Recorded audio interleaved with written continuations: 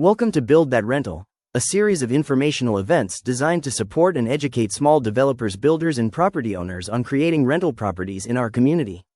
First, we want to extend our sincere gratitude to our sponsors whose support made this event series possible: All Care Health, Mid-Rogue Foundation, Common Connections, the Grants Pass and Josephine County Chamber of Commerce, the City of Grants Pass, the Grants Pass City Housing Advisory Council, and the Greater Grants Pass Rotary Club. This initiative comes in response to the housing shortage and rising rental costs in Grants Pass by bringing together industry professionals to share their expertise.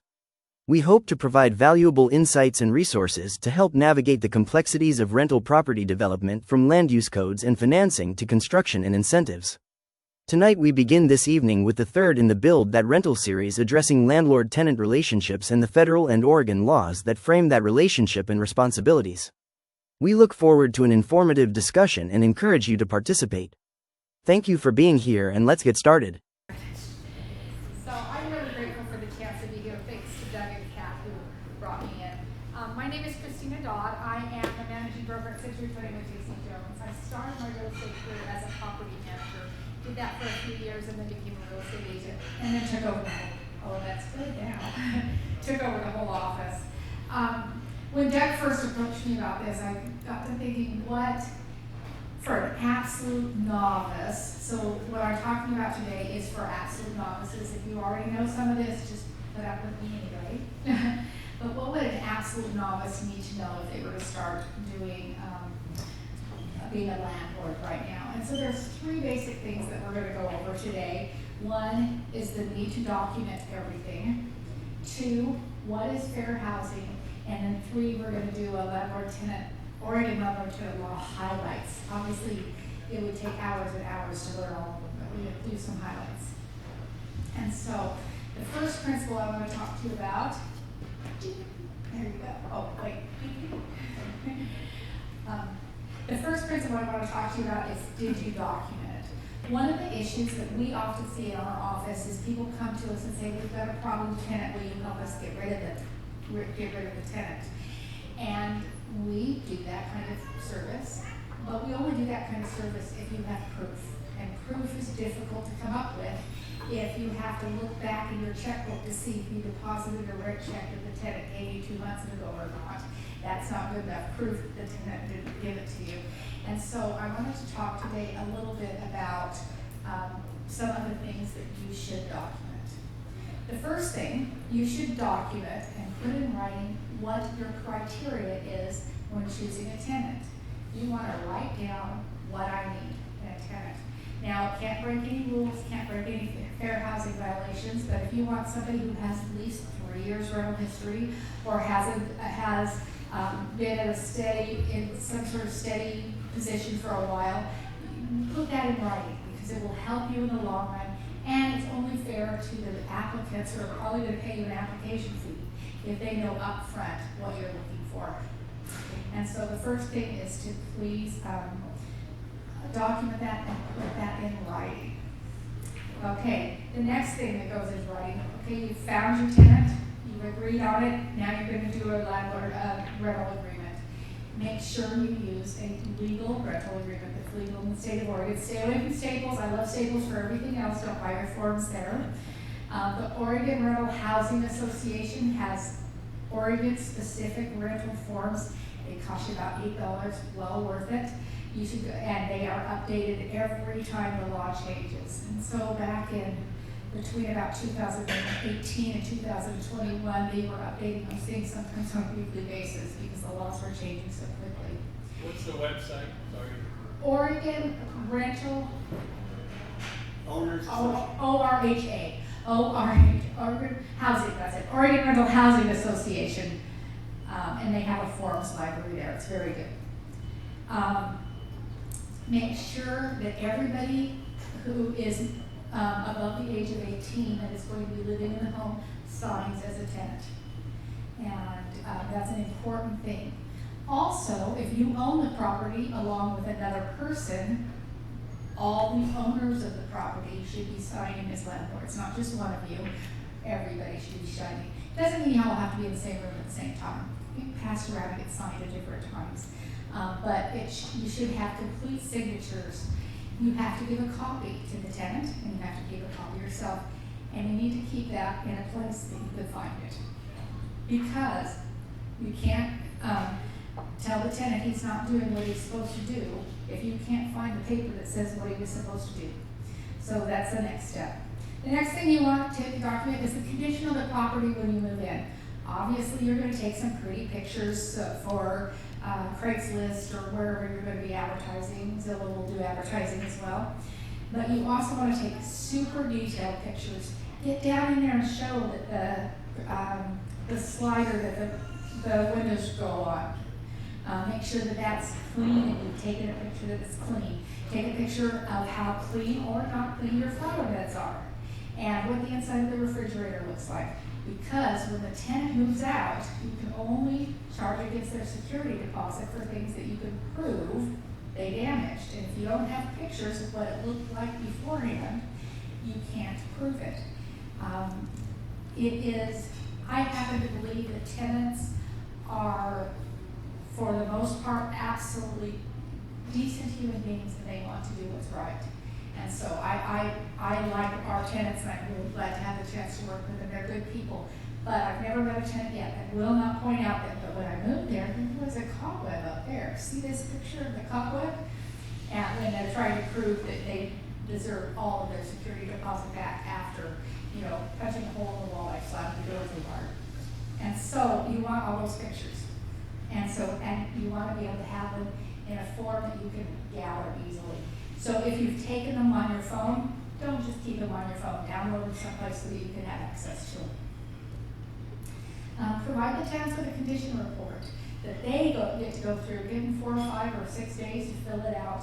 They get to go through the house and say, yes, there was a scratch here. Yes, this is, because that has their signature on the bottom.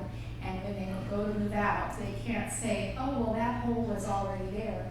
Well, you had a chance to write it, and you signed saying that was in good condition. So that goes a long way. And make sure you keep track of that. Keep copies of notices of every single notice you give to your tenant. Every single notice, every single document, every phone call you have with them.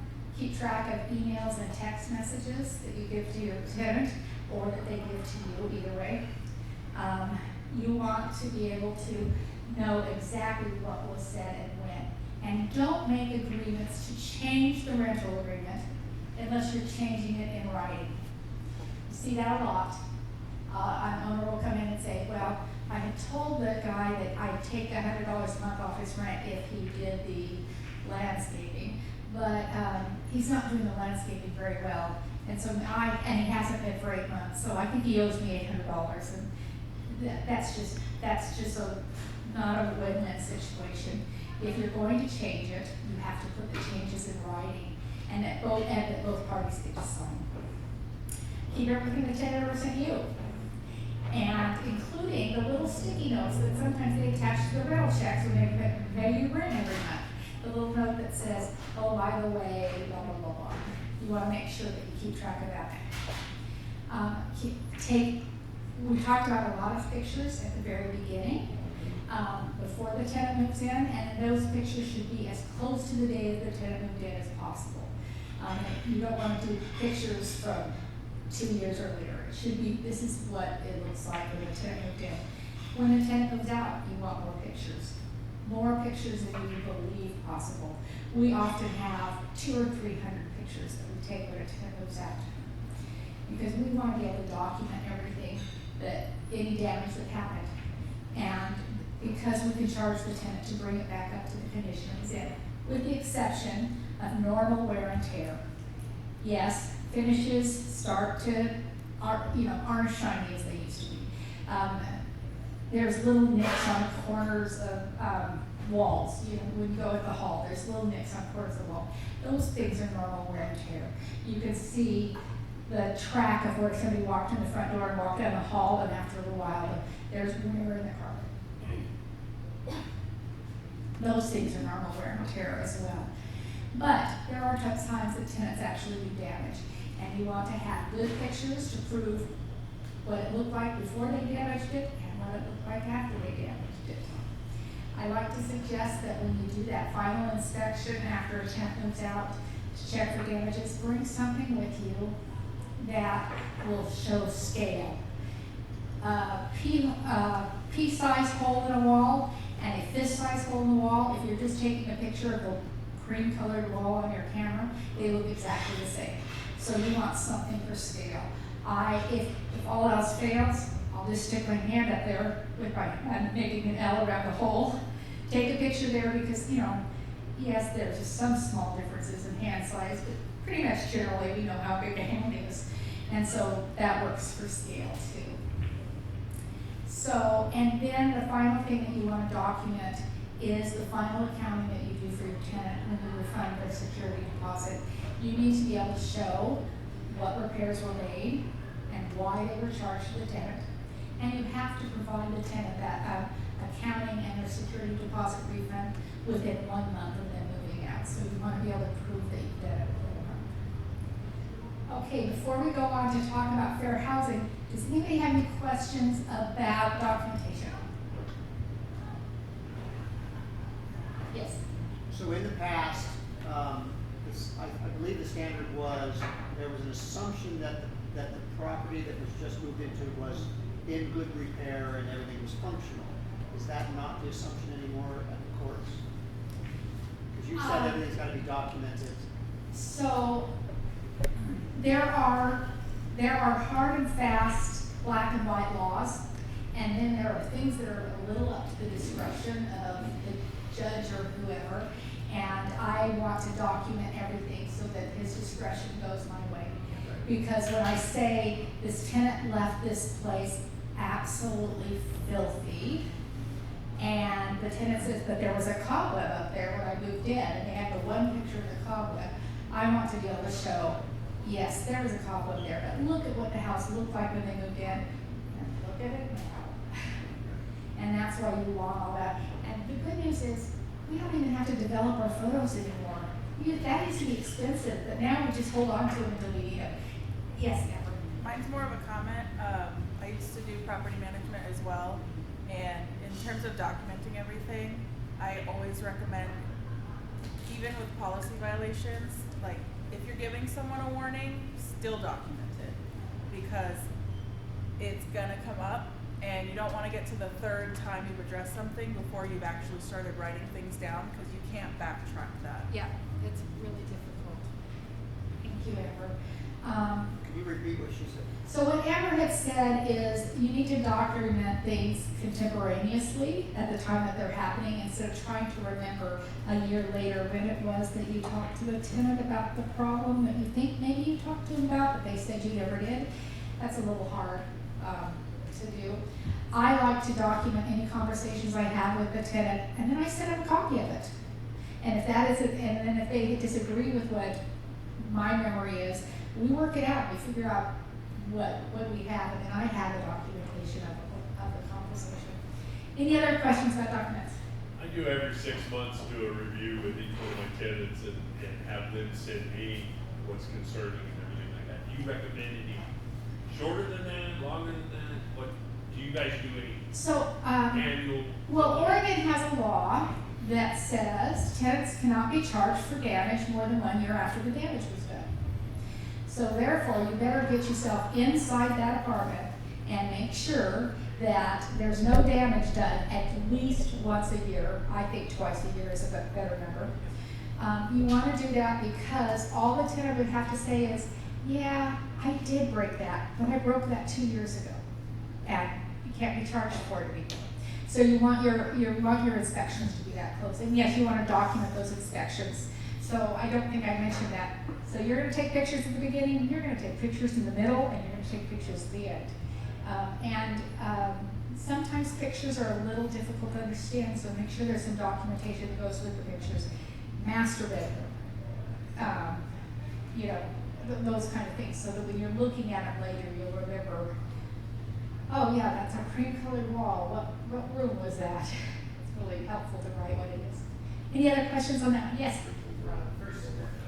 For screening criteria, is it sufficient to list it out in the listing for the rental, or do you actually need to physically get every applicant a list of your screening criteria?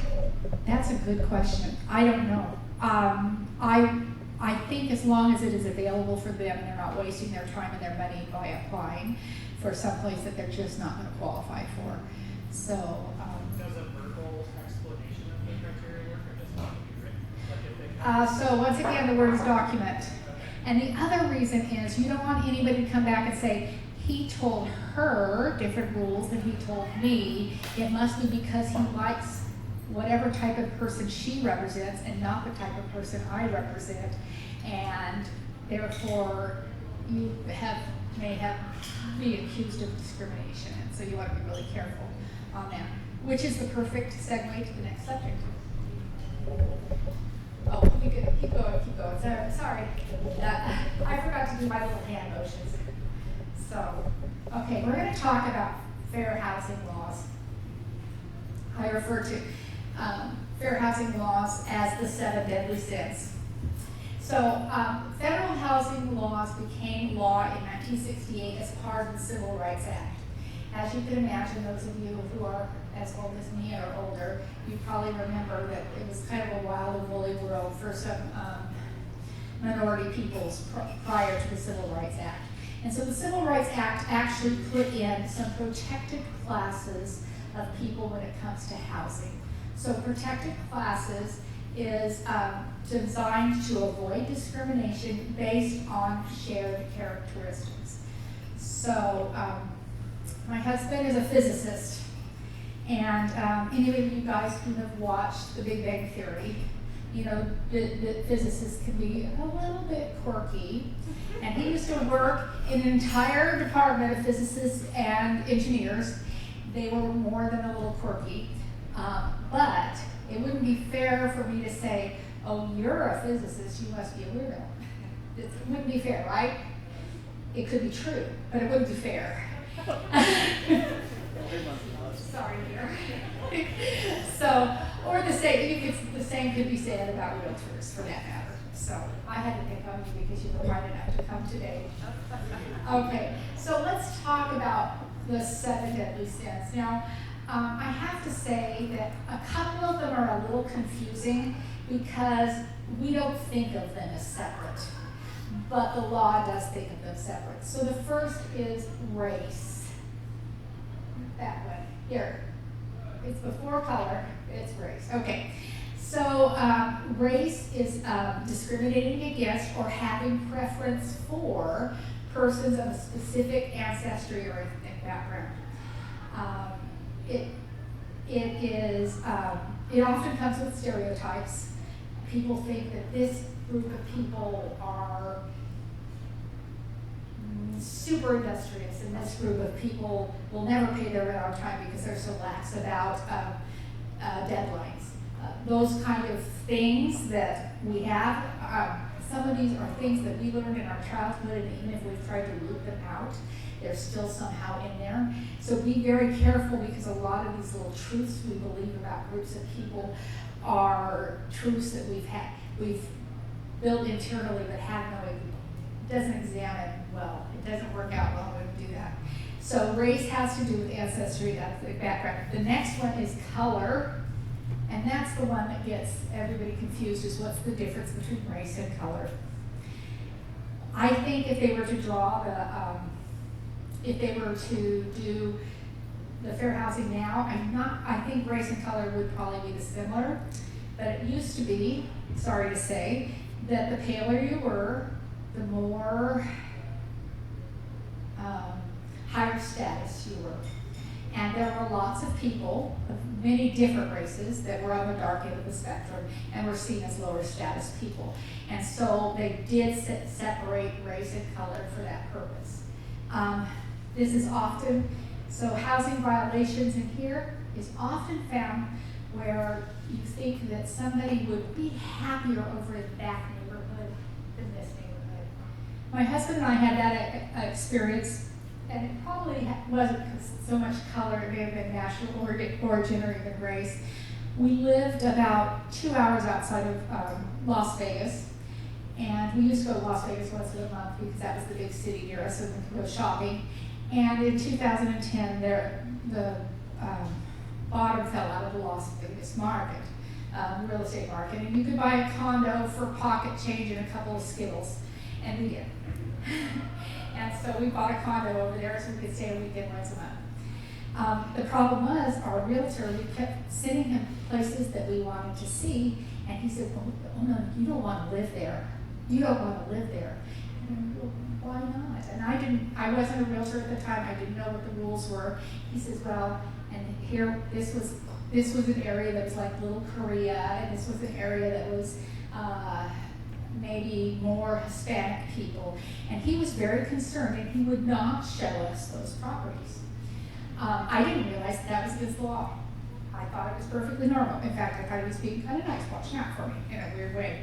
But that is called steering. It is against the law. You don't get to decide what would be best for your tenants. They are adults, and they get to decide what's best for them. So that's color. The next is national origin, also kind of in the same thing. It has to do with their birthplace, ethnicity, ancestry, culture, and language. So this guy was probably discriminating with us versus national origin rather than the others. But anyway, I wanted to talk to you for a moment about a law that is about to be passed in the state of Oregon. It has to do with national origin. It is Senate Bill 599. It was passed by the Senate in early May, approved word for word by the House on May 19th, and it's just waiting for the governor's signature. She's the one who encouraged the bill be created, so she's going to sign it, but it hasn't happened yet. And it has specifically to do with citizenship status of tenants. And once this becomes law, we will not be able to ask citizenship status or share citizenship status about our tenants. And so it's not the law yet. However, when I got my first real estate license in 2014, I think it was, I became property manager in 2014. I took a class from Fair Housing of Oregon, and they right then said, you can't ask about citizenship status. It is too much of a rocky road.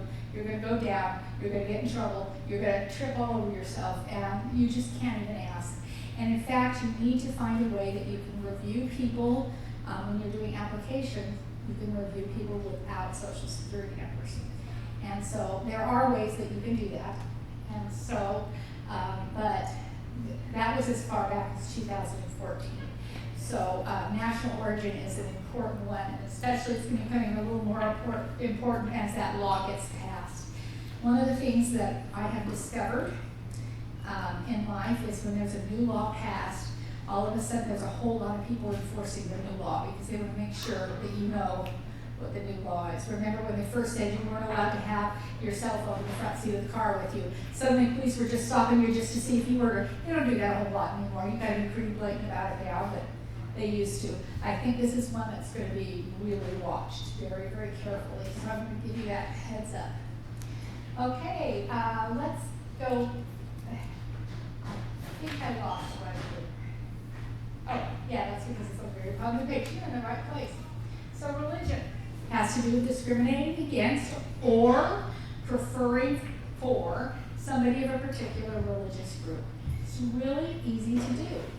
And it may not even be what your preference is, but if you have a rental that's right next to some religious landmark, perhaps a specific church or a private school or something that's a religious, and you put in your advertising right next to this church or a synagogue or mosque or whatever it is, the implication in just that advertising by pointing out that religious group is to say, and that's who belongs here.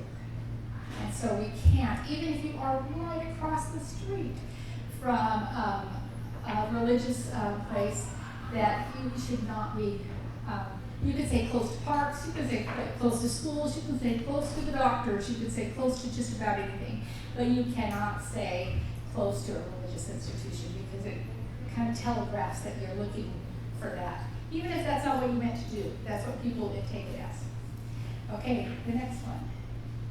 Familial status, stupid name.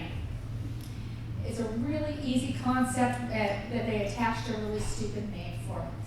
Familial status means people who are parenting, pregnant, or in the process of adopting or have adopted children. It has to do with allowing people under age 18 to live in a home. When my husband and I were young, it's hard to believe that ever happened. We were college students. We were living in a college apartment, and the landlord came and did an inspection and noticed that I was walking like this and sent me an eviction notice because we don't allow children here. Now, my husband already had a job that we were moving to, with all those weird physicists. And so we didn't have to move before that baby was born because we were already moving before the baby was born. But this would have been in 1982. It was allowed to say, you can't be here and have a baby. That's not allowed anymore. And so there is only one exception to that. If your apartment is part of a 55 plus community, then you can limit it to only people who are in that category. You can't declare your individual rental as a 55 plus. It has to be a community that is 55 plus. Okay. Next one is disability. Most of us would never think that we would ever discriminate against somebody with a disability. It makes you seem kind of weaselly and not very nice, right? Because we all know disabled people are great, right? But we do little things that do discriminate against people with disabilities. Some people need additional assistance to make their life work well. And people with disabilities have the right to a certain amount of assistance. One of the things, I had a owner of a property come in very, very angry because we had rented the property to somebody in a wheelchair. And he was so mad. He says, I won't allow wheelchairs in my house. I said, well, number one, you don't have that choice because the federal law says disabled is one of those things. But I said, but why? And he says, oh, well, they chip up the walls. And so it may not be discriminating against the person themselves. He says, it's fine if she leaves her wheelchair outside. She just can't bring it in. Well, that doesn't work that way. That's not how life works. But it also includes discriminating because of whatever disability aids that they use. And sometimes the disability aids that they use have silky, fuzzy ears and sit on their laps and purr. And so, as far as federal fair housing goes, the difference between a service animal and an emotional support animal doesn't matter. There is no difference as far as fair housing. There's difference in other places in federal law, like the Americans with Disabilities Act, but in fair housing it doesn't. So it's easy for us to see that a blind person needs their seeing eye dog, right? That's really easy to see. And who would say, no, Mr. Blind person, you can't have a seeing eye dog? You see that as a real thing. But sometimes we don't see that the vet with PTSD needs that cat who will lay on his chest and purr after a long day. And that is also part of disability. And so I wanted to talk for a moment about reasonable accommodations. People can request reasonable accommodations. Usually it comes from a letter that is provided by a healthcare worker or somebody who has intimate knowledge of the person's disability and how you can help mitigate it. A reasonable accommodation letter is an official letter that comes, though when I say official, it's sometimes also written on a little sticky note that allows a rule to be changed.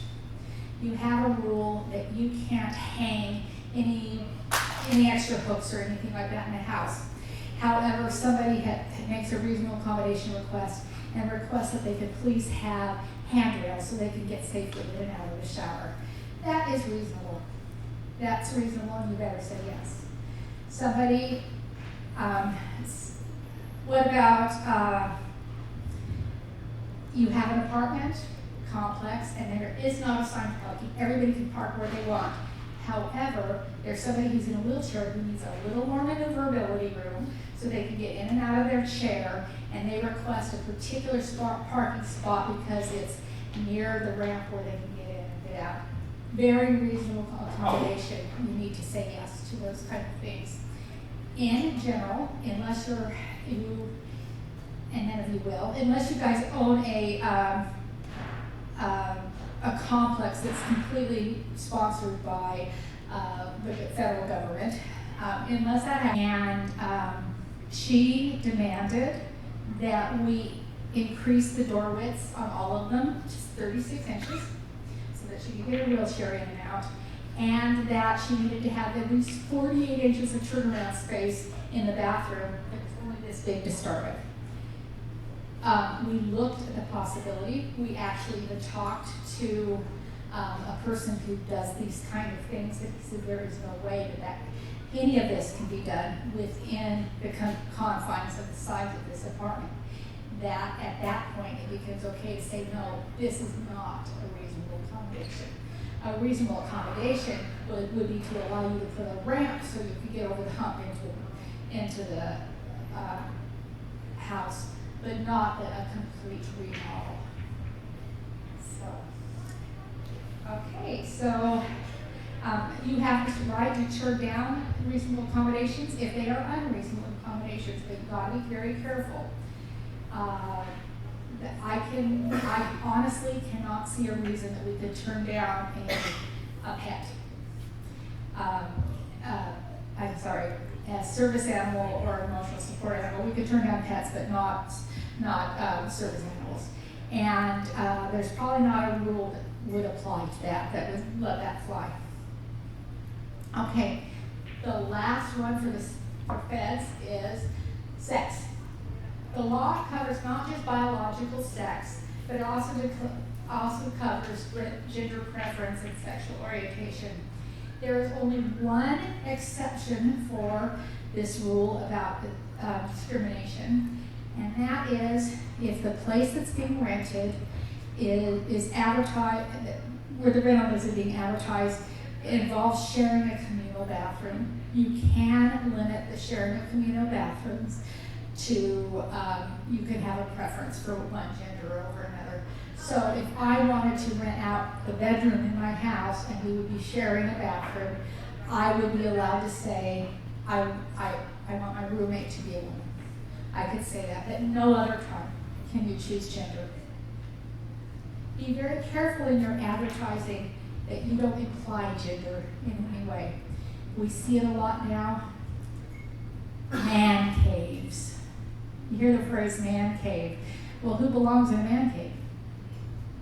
You start advertising a man cave and you are now saying that women don't belong here. Or a she shed, which is a man cave for women.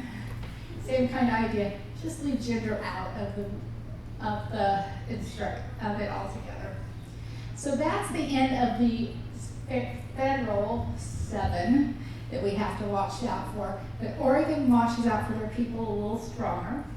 And Oregon really wanted to make sure that some additional people were covered. So Oregon has its own fair housing laws. And the first one is marital status. Now a lot of people say, well, we just had familial status. But familial status only has to do with children. Marital status has to do with the relationship between the 2 adults in the household. There were lots of times where people would not let unmarried couples live together. That is against the law now. Not the living together, the not allowing of them to live together. That is against the law. And we can't have a preference for or discriminate against any particular marital status, whether married, unmarried, widowed, divorced, or whatever you want to call it. We can't do that, and that includes civil unions. Don't even ask. In fact, take the phrase Mr. and Mrs. out of your mind. Until they have told you to refer to them as Mr. and Mrs., you shouldn't be. Gone are the days where we used to use honorifics, just call them Bev and Doug. and it's a lot easier. One of the reasons that people discriminate on marital status is this mistaken idea that a married couple is going to be more stable than two unrelated people living together. And that could be or could be not. I gotta tell you, I know lots of unstable married people. A lot of them. One of them lives in my house. So don't fall into that trap of, I would prefer these tenants because they look like they're going to last, as opposed to these tenants that this is the first apartment they've ever rented together. That is a real, that is a slippery slope, so don't go there. Okay. Can I ask you a question? Yes, absolutely. So you rent a house to, let's say, a lady or whatever, and then later down the line, she has her boyfriend move in. Mm-hmm. Okay, the agreement is with her, and I want it to stay that way. Can I make it stay that way? As long as I document that he's living there and he's no longer a guest. Because at the end of the day, when they break up, I want her to have the house and not him.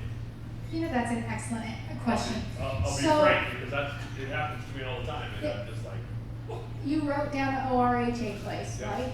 They have a form there referred to as other occupant, and it specifically states this other occupant can only live there as long as the main tenant and the landlord both say they can live there.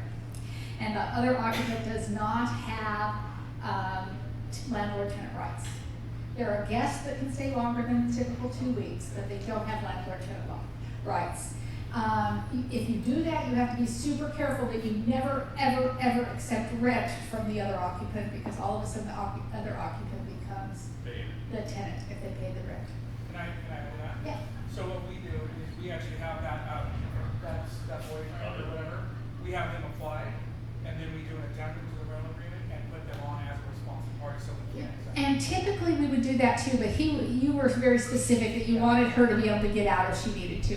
But don't be deciding for her what's best for her. Ask her what she wants. yeah, and I do that, but Okay. I just want to be in a situation that he's not demanding that she gets out whenever they do this way. Yeah, so there is a form from that Oregon Rental Homeowners Association that does address that specific issue. Usually by that time, he's got his court order not to come back. So Yeah, there's some of that. that's just And we're going to what get to it that in is. just a second. Yes, Doug? So I got a follow-up question to this point you brought up and what you mentioned, and maybe it's more of a rabbit hole than you go into. Then accepting a check from a third person, does that somehow give them some rights? Because that's kind of what you implied just now. It could, and so it's really careful. You need to be accepting.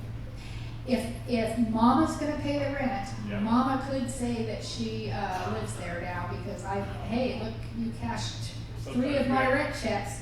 It's my house now. Right. Maybe it'd be better if Mama pays the tenant, and the tenant pays you. Okay. Because we get co-signs sometimes. Now, co-signers are a different story, so that works out as well. Okay, the next status is source of income.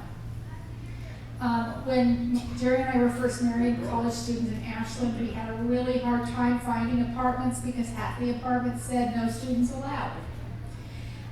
Because everybody had this idea that students were loud and had parties and were going to wreck the place and leave. Well, there are some students who are like that, absolutely. But there's also good, responsible students who pay the rent on time, take good care of their place, and live quiet lives. And so to tar one group of people, again, can be discriminatory. And in Oregon, source of income is very specifically written into the law.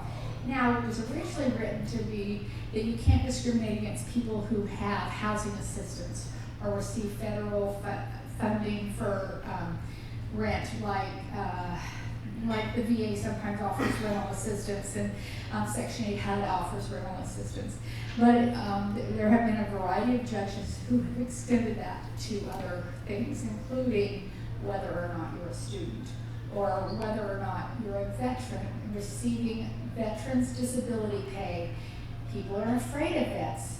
Will they have, will there be PTSD? Are they gonna burn the place down one night? People are nervous about that. And so that is part of the law about source of income. So does that include HUD also? Yes, yeah, and I think it was, my guess is it was very specifically written for that purpose, and then what often happens in laws, legislators write laws and judges determine what they mean. And so sometimes things expand. We use it as a precedence. The next one is sexual orientation and gender identity. Notice we already covered that in federal, but in federal it came late to the party. It was already on the books in Oregon before it became a federal law. And so, and nobody in their right mind would try to remove a law like that. So it's going to be on both places. Some of the Oregon Fair Housing literature shows these lumped together as the same group, sexual orientation, gender identity. The more recent stuff that they put out in the last 2 years has them as separate groups. But either way, it is none of our business what's going on underneath somebody's pants or who they choose to love. That cannot be the reason that we choose to select or not select a tenant. Okay, and the last one is something that you said kind of brought it around, and that is domestic violence victims. This one gets really tricky.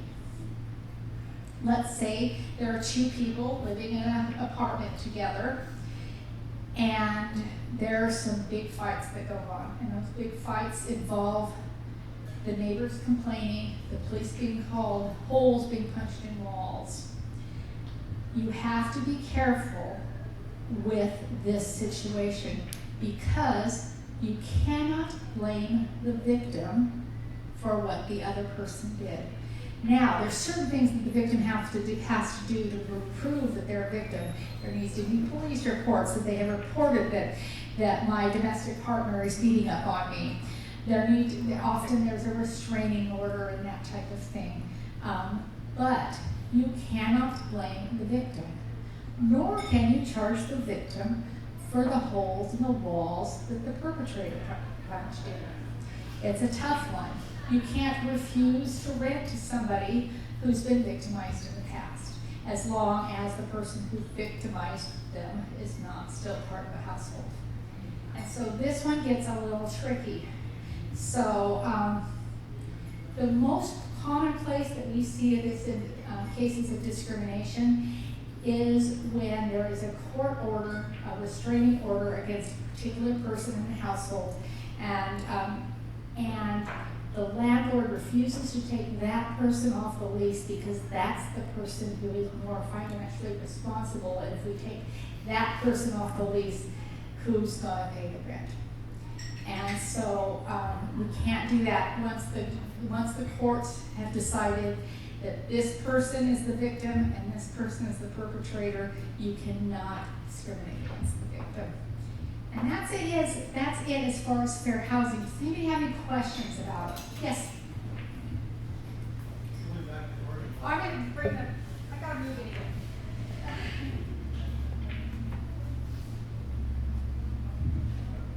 Going back to the Oregon law about citizenship, does that mean that we can't ask about social security numbers? So we have to be able to provide a way to do a search for, when we're reviewing them for applications, we have to find a way that we can do that without social security numbers if necessary.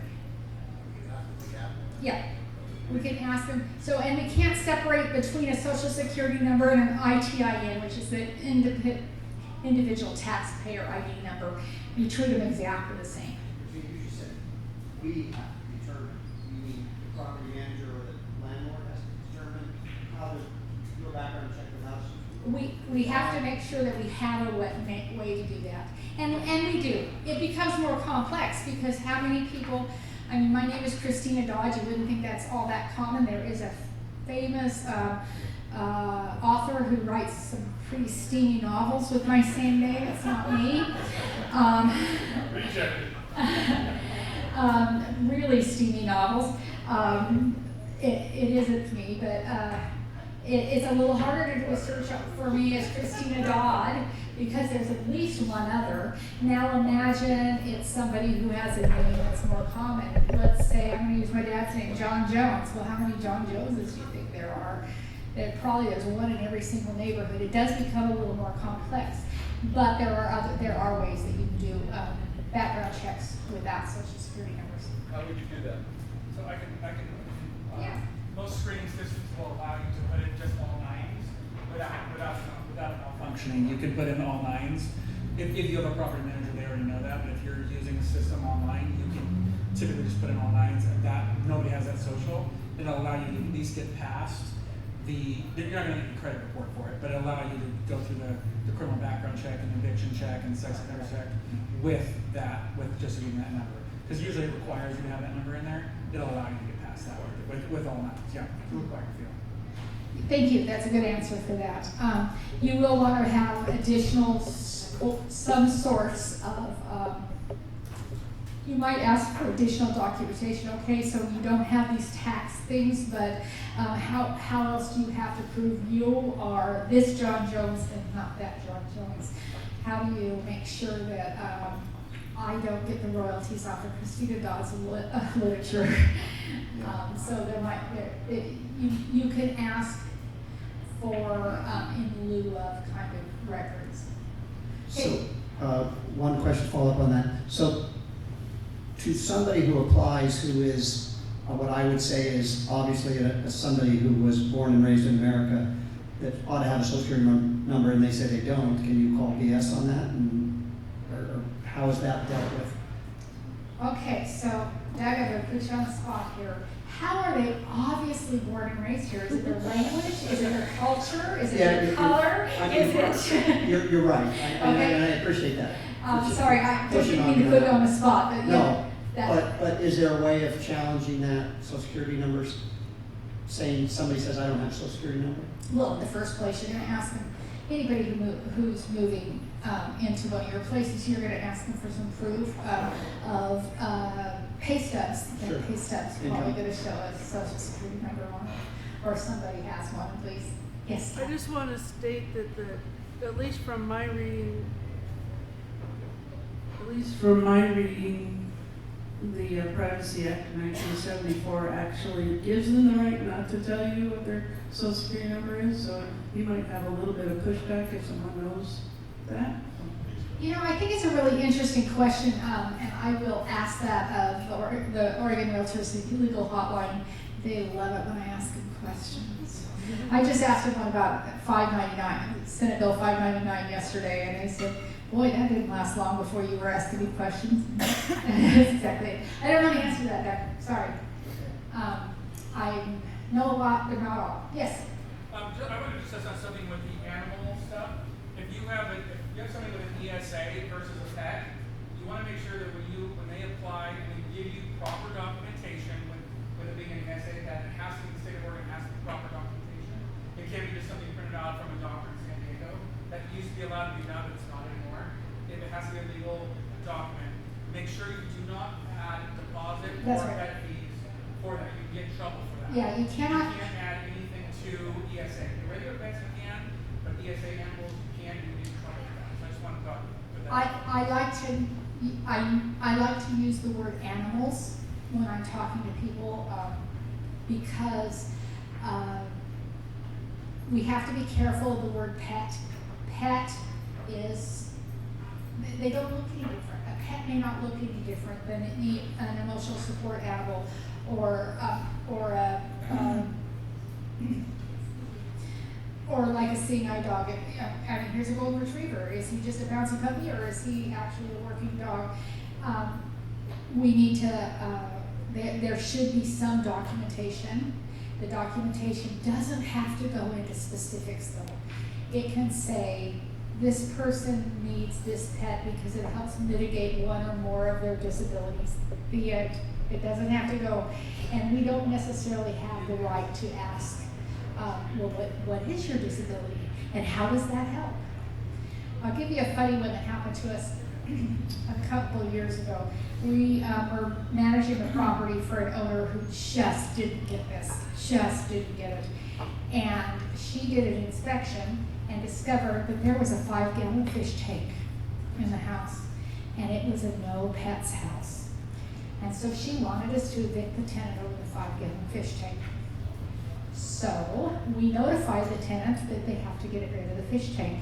Well, it turns out that they have a nonverbal autistic son who liked to sit there and stare at the fish tank, and it helps calm him. The fish swimming around in the tank calms him. So we said, oh, great, get your doctor to write us a reasonable accommodation letter. This one is absolutely going to fly, no problem. Well, the homeowner pushed back and said, yeah, exactly how many fish can we have? And I felt like 10 kinds of stupid asking that question. And what came back to me was a note from the doctor saying that they could have a fish tank up to 500 gallons with 50,000 fish. And I said to the homeowner, this is what happens when you push. Because all of a sudden, 8 fish in a 5-gallon tank doesn't seem so bad, does it? And the tenants never got more than that 5-gallon tank. But that was calm movement of the fish calmed this child down and allowed him not to have the meltdowns that he had been having prior to that. And so it seems kind of ridiculous, but that's the way it is. Any other questions, guys? I just wanted to ask, when I see listings that say no pets, is that allowed? So no pets is allowed because service animals and emotional support animals are not pets. Like I said, they may look exactly like pets. They may even act exactly like pets, but they are not pets. And so be really careful with that. By the way, tenants don't have to tell you when they apply that they have an emotional support animal. They have to tell you really close to the time they move in, but they don't have to tell you when they apply.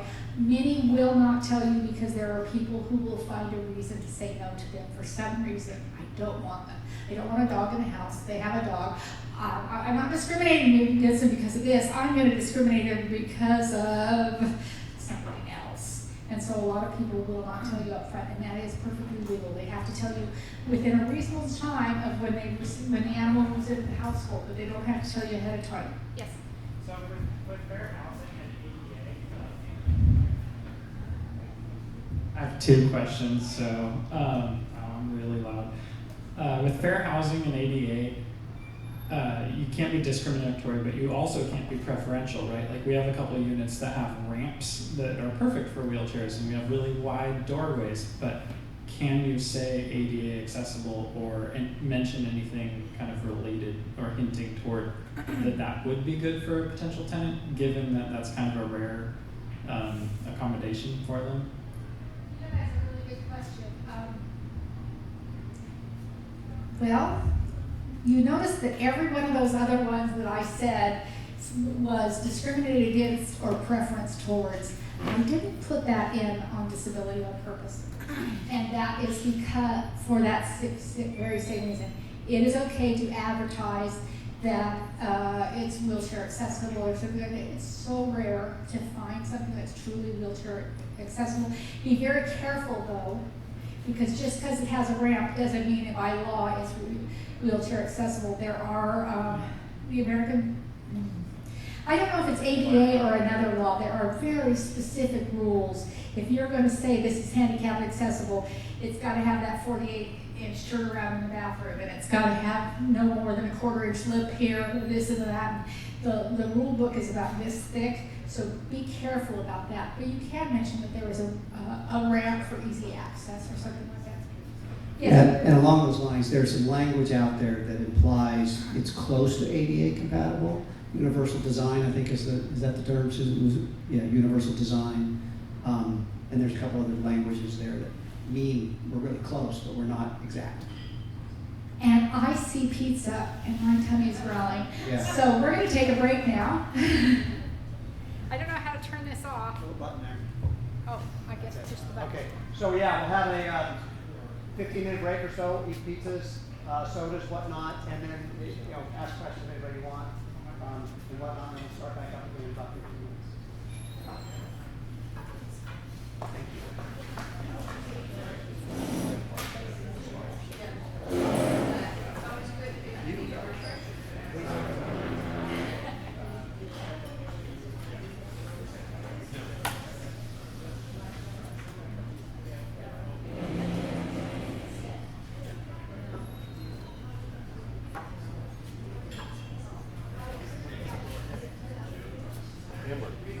Oh, it's been a while. Jim Keller. Ourselves, where you talk to them about the document. And the third is to post the notice somewhere on their apartment. I'm going to take each of these in turn. First class mail. One of the things that I often see with people who are having trouble with tenants and they come to ask us for help in getting rid of their tenants is they say, well, I sent them a certified letter. Well, the state of Oregon says certified letters do not count as notice. That certified letters don't, the thing that we logically think is the most proved way that we sent it and that they got it is not legal notice. It has to be sent via first class mail, and it can't require any signatures or anything else that would slow down the mail service. Now, Oregon law is very specific. And I did finally find this law the other day. It's not in Landlord, Tenant, but there's a whole series of assumptions written into one law in the state of Oregon. And one of the assumptions is, if you put it in a post office box with a stamp on it, it got to the person you sent it to. It is an assumption, and it's allowed in court. So what you need to do is prove that you mailed it. So the way that I choose to prove that I mail it is I go to the post office and get something called a certificate of mailing. I think it costs $1.60. And what they do is they stamp the letter and they stamp my certificate of mailing. They double check that my certificate says exactly who it's to, that matches exactly what the letter said. And then I have proof from the post office that I mailed this envelope on this day. That's with all my documentation. I keep a copy of the notice. I keep a copy of the envelope after I have written the address on it. I have a copy of that. I have it with the stamp on it, and then I have the certificate mailing at the post office. So the certificate of mailing qualifies. It does not slow down the mail at all, because there's nothing that the tenant has to do with the other end to receive it other than just open their mailbox. I find that an interesting rule because that is one that people often think that certified mail is a lot more proofy proof, but the state of Oregon does not. Okay, but if any of your notice have a time frame, you have to add 4 days for the time frame for mailing. That used to be ridiculous. We used to say, if I'm going to mail something here in Grants Pass that's going to go a mile and a half away to Grants Pass, it doesn't take 4 days to get there. The law says it takes 4 days. Well, when was the last time you mailed something here in Grants Pass? It's now taking 5 or 6 days. I would suggest that you give it a little extra time, even though the law says you only have to give 4 days. I would suggest that you give it a little time because realistically, we know right now, every piece of mail that gets put in the post office box here in Grants Pass goes up to Portland and does some sort of little post office dance up in Portland, and then comes back down to the same exact post office that you dropped the letter in to start with for it to make its way 2 blocks away from you. So it is taking longer now, though the law still says 4 days. Actual notice is when you hand the notice to a person. It can also be a verbal notice. Now, here's the problem. Remember, we talked about documenting things. How do you document a verbal notice? Well, I told him, and all I have to say is, no, you didn't. So I would say that your notices should not be verbal. They should be in writing. If you do a delivery, if you hand deliver it to a tenant, and you only have to give it to one of the tenants in the household, it has to be a tenant, but you don't have to deliver notice to each and every tenant in the household. The assumption is if you give it to one, you give it to all. And so I would either have the tenant initial and date a copy so that you could prove that they gave it to them, or I would take a picture of it with my handy dandy camera, holding it in their hands. They have it in their hands, my camera, and it's date stamped. And so that's another way to do it. The third way is called posting, and that's when you post the notice, usually on the front door. The problem with posting is it must be allowed in your rental agreement. It has to very specifically be allowed in your rental agreement. The rental agreement has to say exactly where you are allowed to post it, and it has to provide a way for a tenant to post notice to you as well. And so at our office, we have a drop box in our front door, and so our rental agreements tell the tenant that if we post a notice, we will post it on the front door of their apartment. If they need to post notice to us, they slip it in that slot in our front door. You need to have both those things, and the tenant has to agree to them. The last way, and you notice I said there were 3 ways, and just told you 3 ways, but there is a 4th, but it's not very useful right now. So Oregon does allow you to notify your tenant via email, but there are some significant hoops you have to jump through first. First, there needs to be an addendum signed by the tenant allowing you to deliver notice via email. That addendum has to be signed after the tenant has already moved in, so it can't be part of the initial rental agreement signing. It has to be signed afterwards. You have to give the tenant notification on how they can email you, and the tenant has the right to rescind that notification at any time with 3 days notice. And so that being said, I would say that unless you are really a hoop jumper and are willing to jump in all through those hoops, that using email is not the best way to notify a tenant. Any questions about serving notice? Yes? Read the pamphlet here. Okay. Oh, he's ahead of me. Well, you wrapped up the email one. Yeah. And you said the notice must also be sent to the US mail. Thank you, thank you. Well, it doesn't, and I'll explain why. He just mentioned that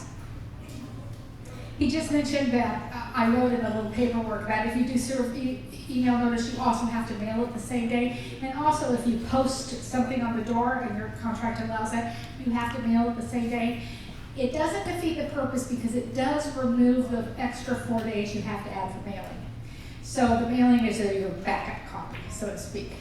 But I find right now that email is problematical to give actual notice that I want to be able to, if necessary, go to court. And I don't want to bother with a notice that I couldn't use in court if I didn't have to, if I had to.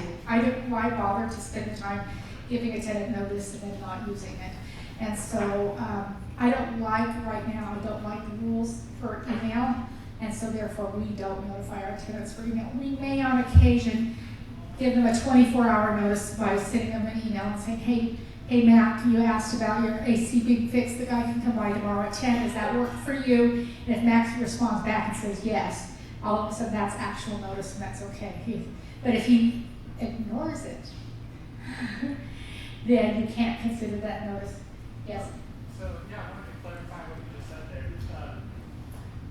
If you have an open line of communication with your tenant, like let's say they do respond to your texts and emails, is that actual notice, and does that take the place of going to the unit and talking to them face to face?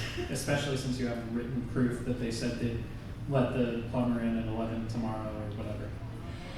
So the email one, or emails or texts like that can be really useful in that regards. I wouldn't give any notices like you are misbehaving and you've got to straighten up your act or I'm going to kick you out. I wouldn't do any of those kind of notices with emails or texts. But communication notices are okay. You are going to want to keep track and make sure that they have responded to you, because if they don't respond to you and you have given them a notice that somebody's going to come over and they don't know it or can claim they never saw it, anytime you or anybody you've hired or anybody you've appointed comes over onto the tenant's property without giving at least 24 hours notice, and that is actually 24 hours. So if I wanted to go see them at 7:15 tomorrow, it's too late. My notice is too late for that. It has to be 24 hours notice. Anytime somebody comes on the property at the direction of the landlord, the tenant could be entitled to 1 month's free rent.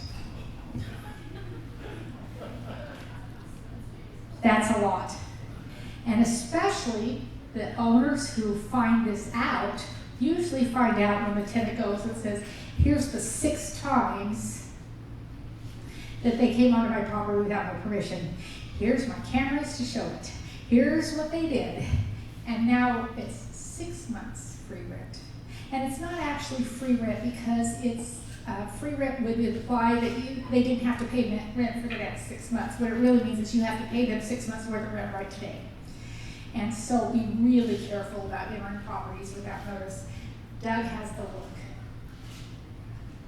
You have a question? No. Oh, okay. Okay. I must be looking particularly ridiculous then.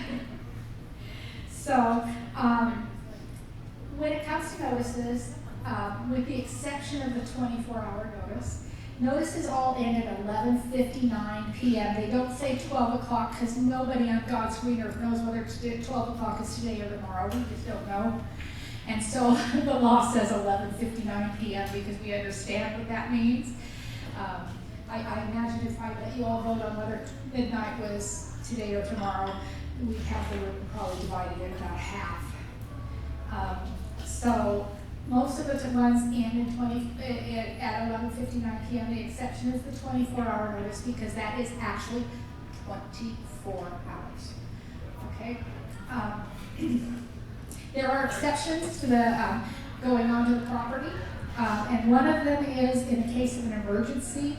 If there's an emergency that is harmful to people or harmful to continuing harm to the house, you can in fact enter sooner than 24-hour notice. You have to do everything you can to notify the tenant, and you have to leave behind an explanation of why you were there and what for. So if the neighbor in an apartment complex is hearing a smoke alarm going and going and going and going, and finally calls you and says, I'm going nuts, the smoke alarm won't stop, you don't have to give 24-hour notice. You want to get in there and make sure there's nothing burning down, right? And so that's perfectly acceptable. When toilets are backing up, that can cause a lot of damage really fast. And so if you are aware of something like that, we had one, we did some managing in a rental apartment, mobile home park, and the neighbor called and said, there's water pouring out from under the trailer next door. Well, that's, water causes a heck of a lot of damage. And so that was one that you don't wait for 24-hour notice. You do everything you can to get out there, and that's okay.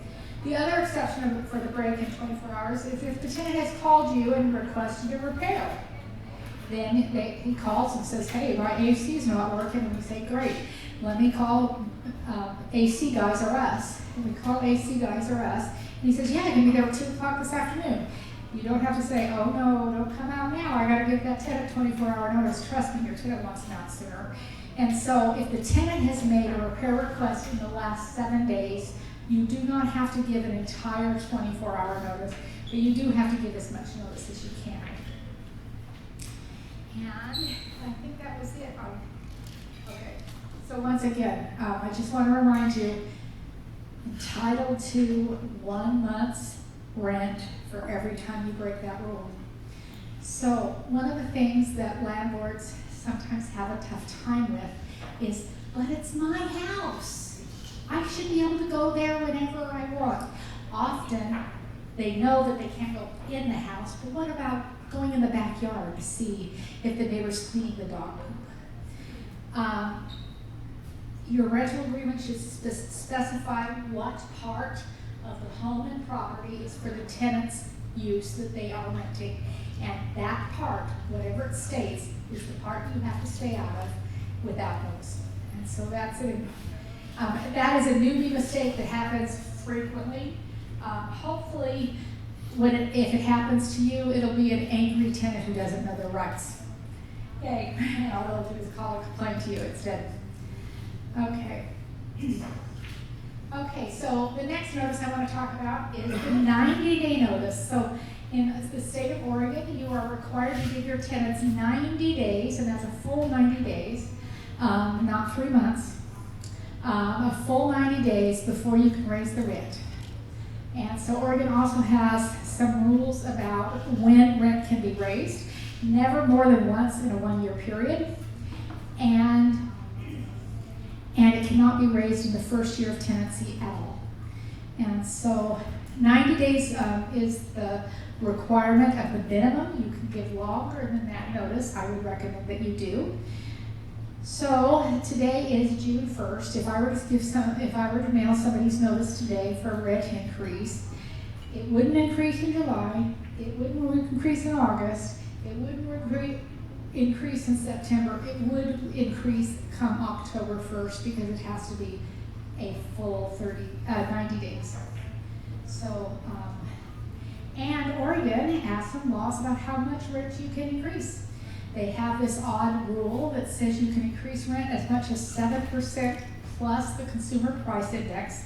But 3 years ago, that went wackadoodle, and it was like 14.62% that we could raise rent, which I'm a landlord. I like to have good, strong rents, but that became abusive to raise rent 14.5% in 1 year. And so the state legislature came in and said, yeah, we're still going to follow the 7% plus the CPI, but there's now going to be a maximum, and the maximum is 10%.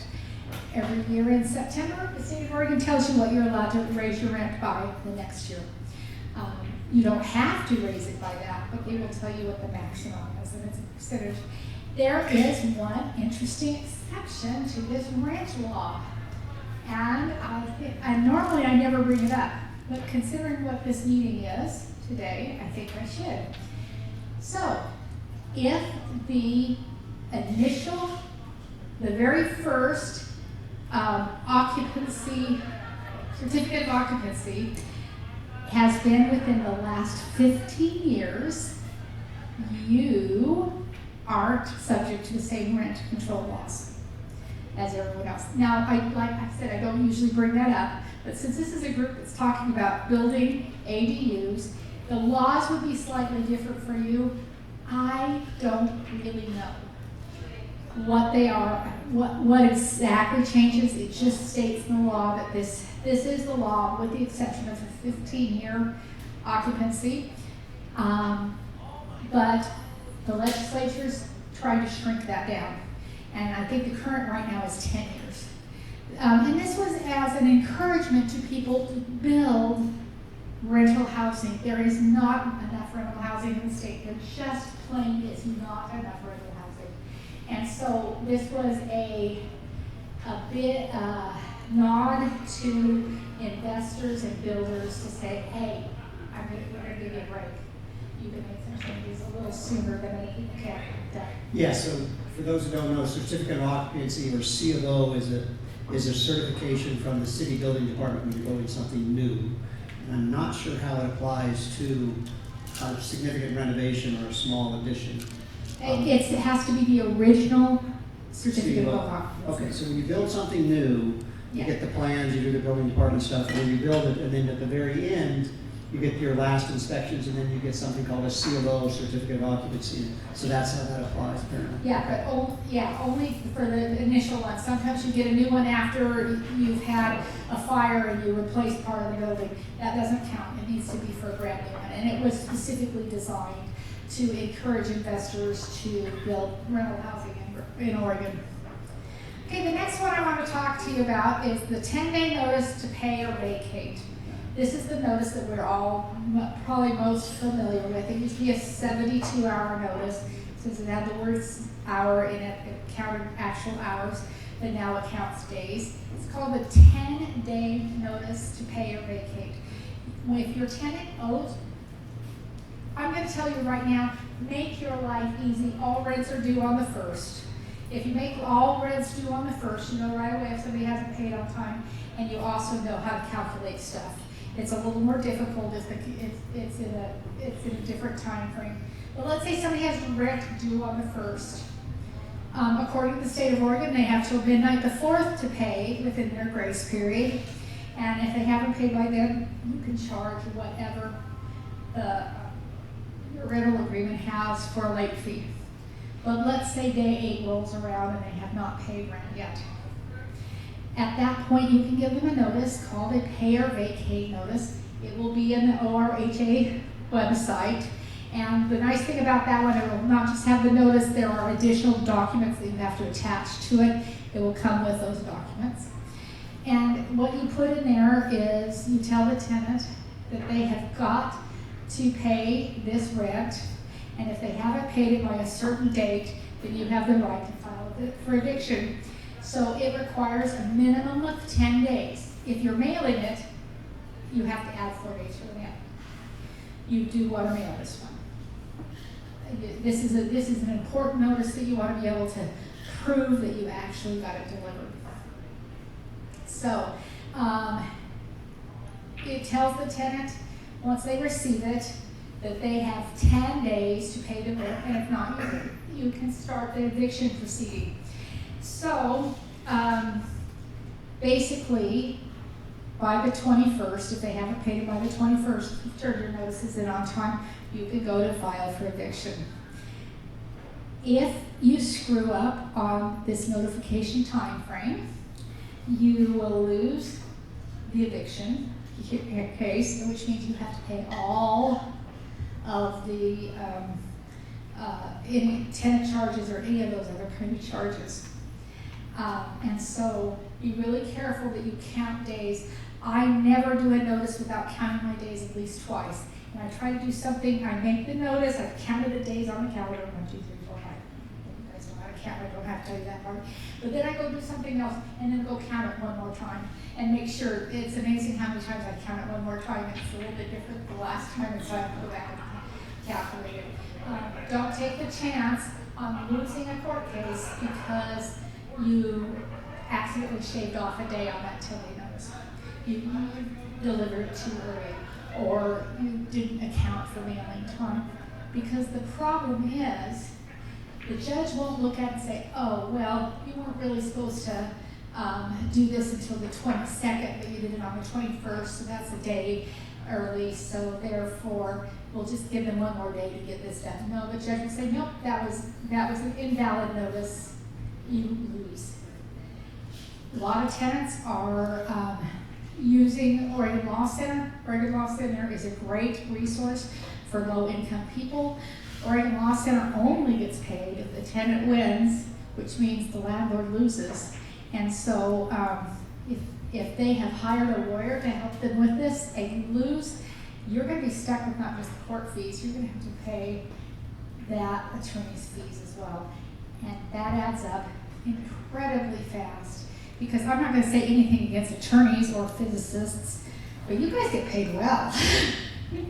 So it adds up pretty darn fast. And so you don't want to have to pay attorney fees. So count, double count, triple count.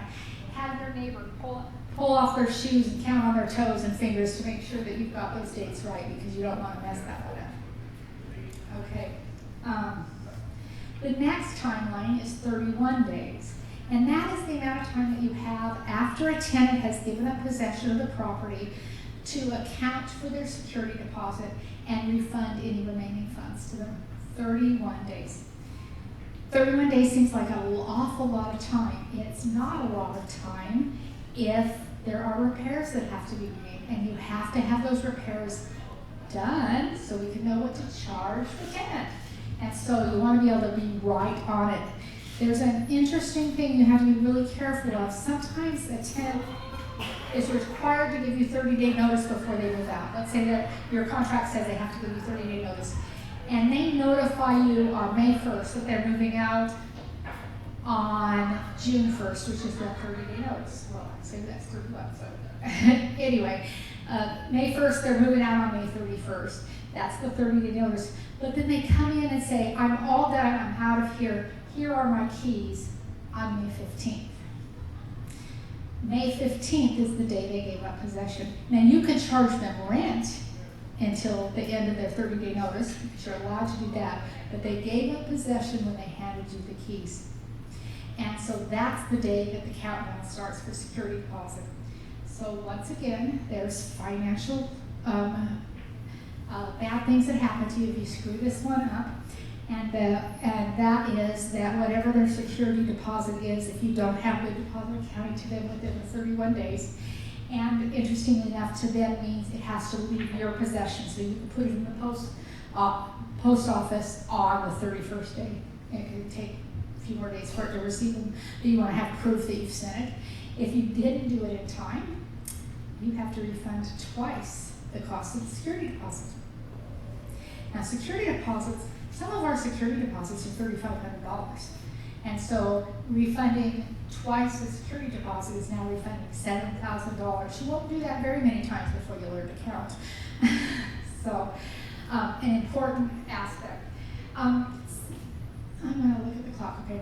Since we're on the subject of security deposits, if you read Facebook, there are so many untruisms all over Facebook that people think are true and they get posted.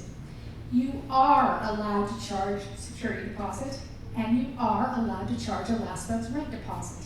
You can charge both. That's okay. In the part of Oregon that we are in, there is no maximum that we could charge for security deposit. That's not the same in every state, and not the same in every part of the state. If you're in Multnomah County and its environs, you can only, I believe, charge 1 month's rent as a security deposit. I think pretty typical. Amber, security deposits here are typically 1.5 times rent? Around there. Yeah, pretty typical 1.5 times rent with an extra half month's rent if they throw in a pet, not a service animal, a pet. And so, though that's typical, you can charge a last month's rent at the same time. That last month's rent, however, can only be used for rent. Security deposit can be used for anything that the tenant is owing you. Rent, the last month's rent can only be used for rent. I like to boost my security deposits up a little higher and not charge last month's rent, because nothing annoys me more than writing a tenant a notice saying, oh, by the way, you owe us $1,100 because of the damages you did, and by the way, here's a check for $800 for the last month's rent. It is physically painful to write it, but it's the law. If they have $800 left over in that last month's rent, you have to pay it to them. You cannot apply it towards repairs. So my suggestion to you is good, solid, hefty security deposits don't bother with last month's rent. Most tenants move roughly at the end of the month anyway. Any questions about that? Oh, okay, I thought there would be more about that. So, okay, it is now time to say goodbye to your tenant, not because they want to go, but because you are sick and tired of this, okay? So we're gonna talk about how to say goodbye. Well, that was a scary thing to say while I'm holding a microphone, because all of a sudden I was thinking of Andrea Bocelli. You don't want to hear that, sorry. Anyway, there is a 30-day notice. You can use a 30-day no-cause notice to say goodbye to a tenant under one circumstance. It has to be a month-to-month rental, and it has to be in the first year of occupancy. This is one of the reasons that virtually all the rental agreements that I do with tenants are month-to-month rental agreements, because if it doesn't work, I can say goodbye fast. I could say goodbye, leave. We did that a couple years ago. We had a tenant move in December. The day after they moved in, a neighbor called and said, hey, they're loud and they're screaming. The police got called, and 4 days later we gave them the 30-day notice goodbye. By the way, they did a fair amount of damage in that 30 days, which is kind of sad. But if we'd had a 1-year lease, it would have required a lot more work on it. And so I do prefer month-to-month rental agreements. If you are going to do a lease, consider this. landlords want to have leases because they think it ties the tenant in, or you're going to have to rent for at least a year. Oregon has a law that says, no, the maximum you can charge a tenant if they decide to break the lease is 6 weeks worth of rent.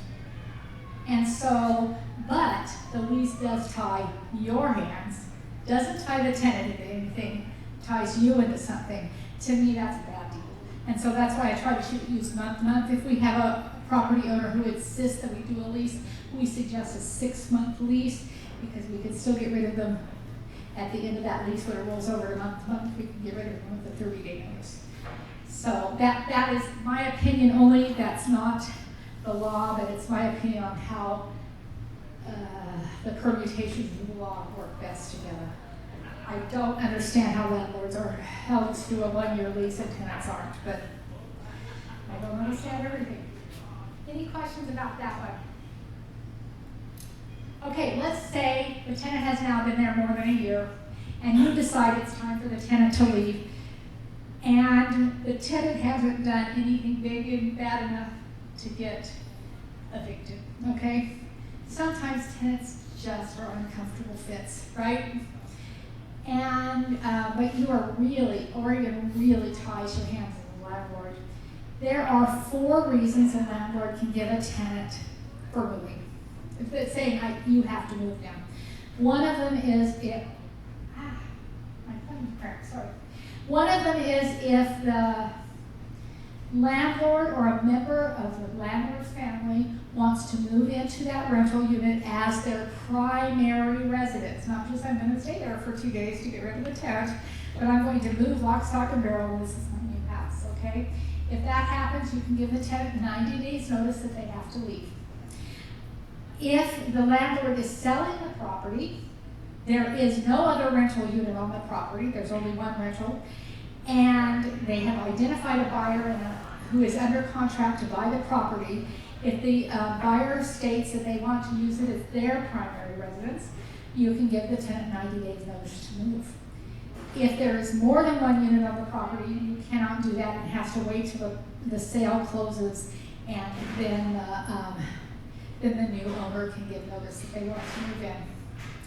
The third reason is if you are going to do a major remodel on the place that makes the house non-habitable. And boy, that clock is moving faster than I thought. Sorry. Inhabitable, if you look in the last 3 pages of your booklets, there's a whole description in Oregon of what habitable means. It's very specific in the law. And if you're going to do something that makes a house not habitable, you're tearing the roof off. You're completely tearing up not just the flooring, but we had to recently do something that we actually had to move and change the joists and that kind of stuff. Major remodeling. It's not just the toilet broke. Oh, now they don't have a toilet. Oh, it's not habitable if it doesn't have a toilet. No, you just fix the toilet. But these are major kinds of remodels, major rehabs. Perhaps there's been a kitchen fire and you have to go in there and gut that kitchen and do a lot of work. That is a reason for a 90-day notice as well. And then the last one is if you are converting it from residential to some other use. We see that frequently along 6th and 7th Street. Places that used to be houses are now businesses. And so that you can give notice on that. If you own more than 4 rental units in the state of Oregon, at the time you give the tenant the 90-day notice, you also have to give them a check. At the same time you give them the notice, you also have to give them a check for 1 month's rent, which is their relocation fee. If you own less than 4 units, you don't have to pay a relocation fee. So, yes, sir. In all those circumstances, you have to give a relocation fee? Yes, for any of these landlord reasons, yeah.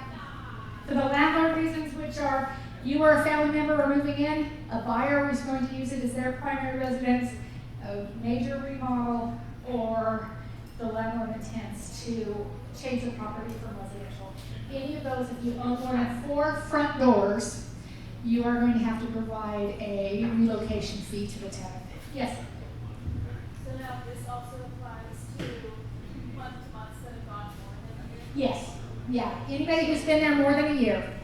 So if you are in a lease, a 1-year lease, and one of these things happens, you can't give the tenant notice at all. They can't leave until, you can't require that they leave before the end of their lease. And there is some really minor exceptions to that.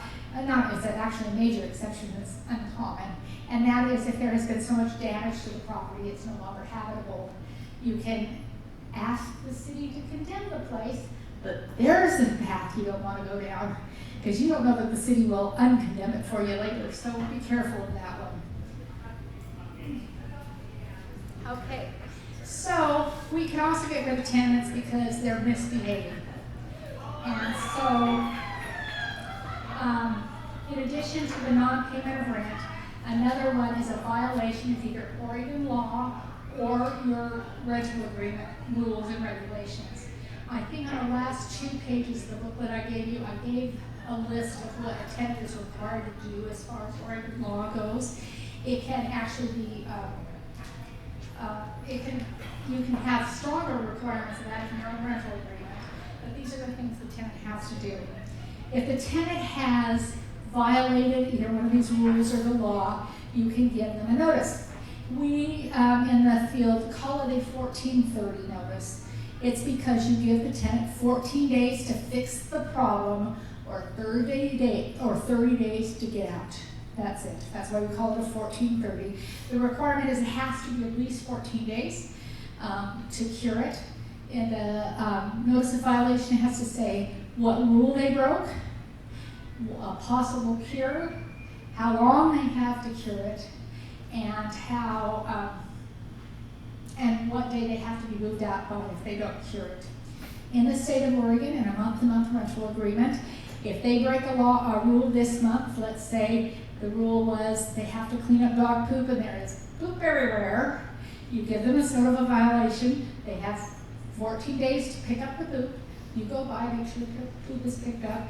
It is cured. If the next month when you go by, they have 2 vehicles taken apart into pieces on their driveway, and your rental agreement says no inoperable vehicles, you can give them another notice to move. But if they get rid of the inoperable vehicles, they have cured that notice. Now, if the dog poop happens again in 6 months, you can evict on a 10-day without any chance of cure. But sometimes you just have tenants that just keep breaking one rule after another, but it's not the same one over and over and over. I'm not always really fond of our legislature. I don't think they always think the laws through very carefully. But this year they are discussing whether to add a 3 strikes law in there for month-to-month rental agreements. That if you've had 3 notices that you have to cure violations in the last 12 months, on the 4th, it's goodbye forever. It's already written that way if you have a lease agreement, a fixed term lease. It's already written that after the 3rd violation, you can refuse to renew the lease. So any questions about that? We're getting super close to end. I just want to check one thing. See if I got everything here. So the last things I want to just talk about with you is you as a landlord do have responsibilities. You have to keep the house in good condition. It has to be safe and healthy. That means the roof has to keep the rain out. The doors have to be lockable. There has to be a way to get out of the house in case of a fire. You have to have hot and cold running water. You have to have heat. You don't have to have air conditioning unless it was built after April, unless the permit was issued after April 1st of 2024. Air conditioning is not required. However, the legislature last year said that's not quite fair. So you do have to allow a tenant to put in a window mount AC, but you can require that it be put in by a professional so the dripping water off the AC doesn't destroy the side of your house. That's an acceptable thing to do. The last thing I want to touch on is be very, very careful with handy tenants. I suggest that you not allow your tenant to make repairs. We recently started managing a property for a guy who said, obviously, I can't do this anymore because I don't know what I'm doing, I wish I'd done this before, he allowed the tenant to make repairs. It was a mobile home, there was a leak under the mobile home. The tenant saw water trickling out, so he opened the side, got in there, couldn't get to the water very well, so he moved one of the post things that you, the piers, right? He removed one of the piers and put it out in the yard. And then he took electrical tape and wrapped the pipe. And he wrapped the pipe, so now instead of dripping down, it was spraying up against the floor. So approximately $90,000 worth of damage because the tenant can do it himself. Don't allow that to happen. Plus it gets really, really messy when you say to the tenant, well, you can repair that yourself, and then he says, well, you never repaired it, and you go, well, you didn't do it good enough and so I'm not giving you a rent break. It's just a mess. Don't let your tenants do repairs at all. That is basically it for me for today.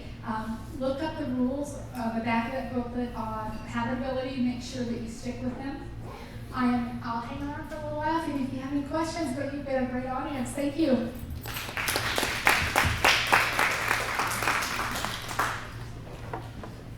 Thank you, Kristina. So we're going to touch on, get my paperwork. Our next subject is, or the date is July 22nd, and it is on incentives and resources available to those that are starting new construction. Most of the incentives are evolve around energy efficiencies and things like that, but there are some incentives at the city. We'll talk about those. And then we'll also talk about the various resources that are out there for the first-time builders or builders that are just starting something new. And that will be July 22nd. And that date has changed. So if you have an old notice that we started out with originally a few months back, the date on that July meeting has changed to July 22nd. Thank you, Christine. Appreciate that.